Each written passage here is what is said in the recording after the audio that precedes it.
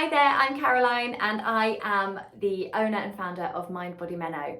I'm going to be talking to you today about exercise guilt. I had an email yesterday from a member saying how guilty she was feeling, that first of all, she hadn't done any sessions for a while. She was feeling really worried about it. It was becoming an actual source of her anxiety. It was making her anxiety worse because she had access to all this stuff and she still wasn't using it.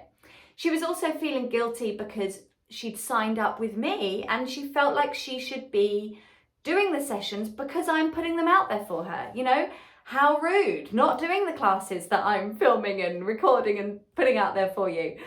And she was really in a tricky spot as to where to go from here, what the next step was, how to get back into it, and actually did she even want to? So we took it right back. Why did she join the membership in the first place? And the reason for her was that she wanted to do something to support her body and her mind as she travels through her midlife years. She was finding that she was experiencing a lot of brain fog, a lot of anxiety, a lack of concentration, a lack of motivation, a lack of real drive and get up and go. And she wanted something that was going to really help her to bring her back into exercise in a really achievable, manageable, but effective way. And so she chose to join my Thrive membership, which exactly promises those things. Very efficient, effective exercise in short chunks of time that make it really effective, but also efficient. So this really appealed to her. But what happened is what happens to lots of people. She'd started with really, really high motivation, really wanted to do this.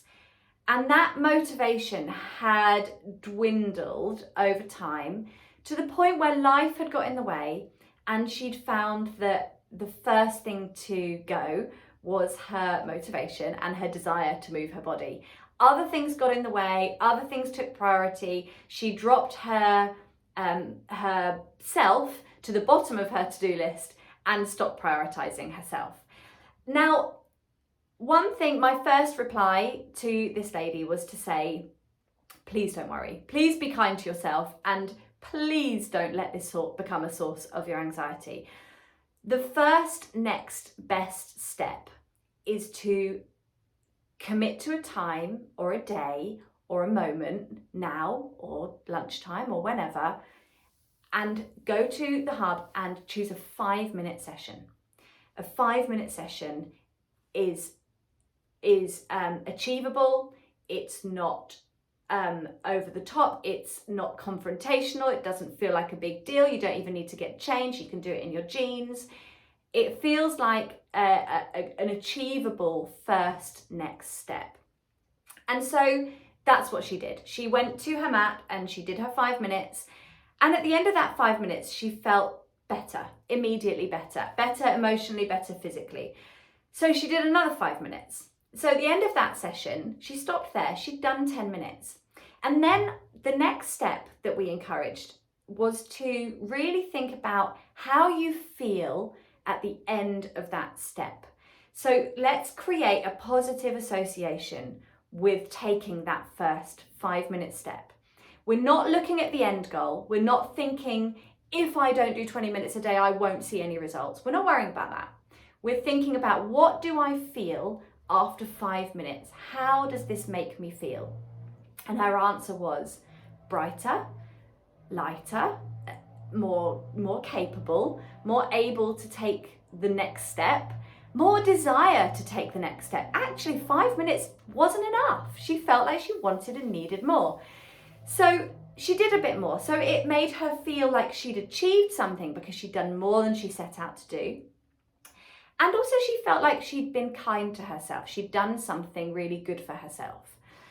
Now, whether or not you are someone that's training for a marathon or whether you are just using exercise as a once a week means to an end, feeling like you're doing something to prioritize your health and your well-being, whichever you sit in, there's always an option for you that doesn't need to be a big step. there's a few different ways that I encourage people to stick to their exercise, but there are also some other ways that some other factors that we like to implement to keep it really guilt-free.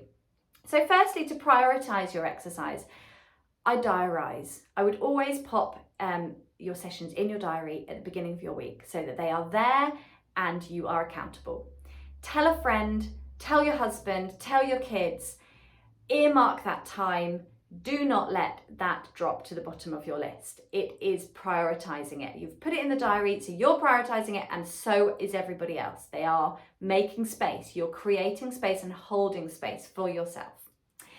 The second thing I would always do is I would get that space ready. So before I go to bed, I would make sure that I've laid out my clothes the night before. I would maybe, if I was starting fresh, I might buy myself a new pair of leggings or something to bring in a positive associated feeling. I would make sure that I reduce the barriers to entry by laying out my clothes, rolling out my mat and choosing the session that I'm going to do. And I would do that in advance. I would either do that at the weekend before the week ahead, or I would do it the night before. And then I would try and make sure that, as we've already talked about, at the end of that session, I sit down and I write down how I now feel, what I'm grateful for, how that's made my body feel, my mind feel. I'm not worrying about an end goal, not worrying about an end result at this point. I'm just thinking about how to get myself back here again tomorrow or next week or the week after. And I think that the other thing that is worth remembering is to be realistic. What is going to be a realistic amount of time for you to be dedicating to your movement and your health? I'd love for you to say you can get to your mat 20 minutes every day, but that isn't realistic for everybody. And because it's not realistic, it's important that you identify that in advance. If you come to this with that expectation, you're going to feel like you failed. If you come to this with lower expectations and do a bit more or meet your expectations, you're going to feel like you've succeeded. So setting your expectations and trying to be really realistic about what those are and how much you can fit in and how you want to feel at the end of it.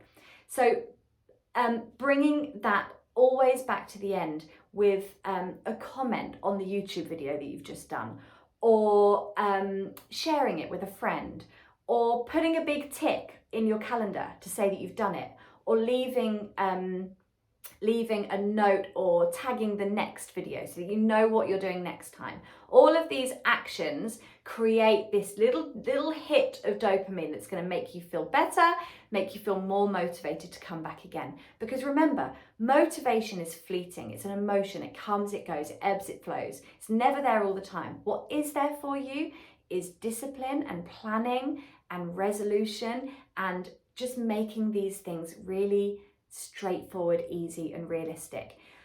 And finally, I would say, whether you're coming back to 5 sessions a week or 1 a week, be kind to yourself.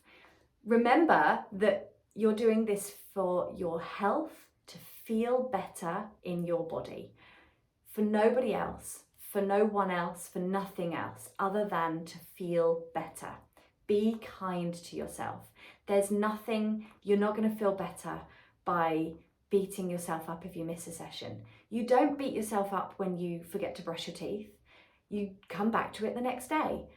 So let's take the emotion out of this and let's just make it a fact. If you can't do it one day, you do it the next day. Be kind, be gentle, do as much as you feel you can, no more, no less, and let's not make this a competition. I really hope this was useful. My client that I mentioned is now back on the mat, leaving me comments, talking to me, feeding back. That way I can help her, I can make sure that she's sticking with it, and I can really help to try and encourage her to keep going and to feel really positive. Remember, your goals are always going to be your goals, and it's great to have a goal, but initially, when you're starting out, if you are watching this and thinking, yeah, I do need to get back to this, those are your next steps. Make a plan, take away any of the factors that might stop you getting there. tell your friends, roll out your mat the night before, buy yourself a new pair of leggings, and let me know how you get on. Any questions, any comments, let me know. I hope this was useful. I will see you. Thanks so much for joining me. I really hope you loved this video. Be sure to subscribe and share this with another person in your life who you know would love it too. And if you'd like to know more about Mind Body Meno and how we can support you through menopause with tailored movement, expert advice and a community of women just like you, then click the link below in the comments. But for now, if you're ready to just enjoy another session with me, then just click here.